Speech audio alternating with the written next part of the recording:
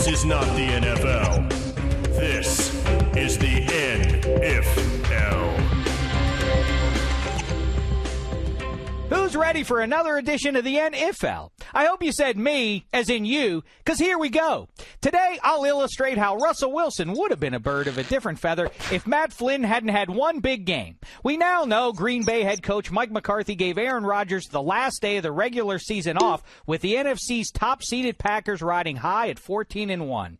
But what would have happened had Green Bay needed to win that last regular season game? Well, Rodgers would have started, of course, and of course he would have torched the crummy Detroit D just like Flynn did. Remember, the former Bayou Tiger was king of the NFL jungle that day, chewing up the Lions for almost 500 yards and 6 TDs. Obviously, the old Cal Bear would have done the same, but Flynn's wallet would have been a little bit lighter going forward. That's because without that sterling one-game audition as a starter, Flynn wouldn't have been cast by Pete Carroll's 7-9 Seahawks as the leading man in Seattle's production of 12 Angry Fans, or The Birdie Dozen, or Carroll's 12. The sequel to Carroll's 11, or some other lame pun involving a movie with the number 12 in the title.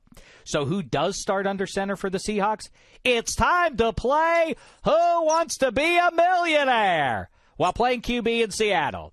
Here are your options. A, the Seahawks trade up in the 2012 draft to get Ryan Tannehill. B, they figure out a way to bring Matt Hasselbeck back from Nashville. Or C, they go after the biggest fish ever in the free agency pool, Peyton Manning.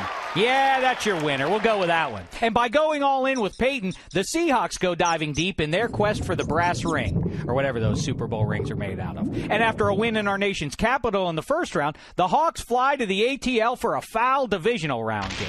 It's in a dome, just like Peyton likes it, but in a move of specious gamesmanship, the Falcons turn on the air conditioning and intentionally leave the freezer door of the fridge open, causing the climate in the dome to drop to 39 degrees, which naturally results in a pick six for Asante Samuel, a win for the Falcons, and a shot at the Super Bowl if they can just beat the Eagles.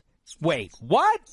Yeah, the Philadelphia Eagles. They're soaring high themselves thanks to rookie phenom Russell Wilson.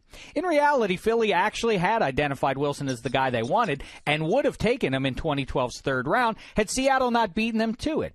In this alternate reality, they do get their man, who beats out Vic in camp in August, then gets the Eagles to the doorstep of the Super Bowl in January. Of course, Philly loses that one, as Andy Reid tends to do in NFC title games, but there's no chance he's leaving town now, so in the spring of 2013, the lowly Chiefs hire Oregon Ducks mastermind Chip Kelly, who in his first season puts together a feel-good turnaround story behind a strong D, Jamal Charles' transcendent running, and the steady hand of the recently acquired former Packers backup QB, Matt Flynn.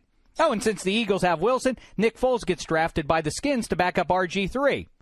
You know what? I'm actually getting dizzy. Vertigo is a potential hazard here in the NFL. This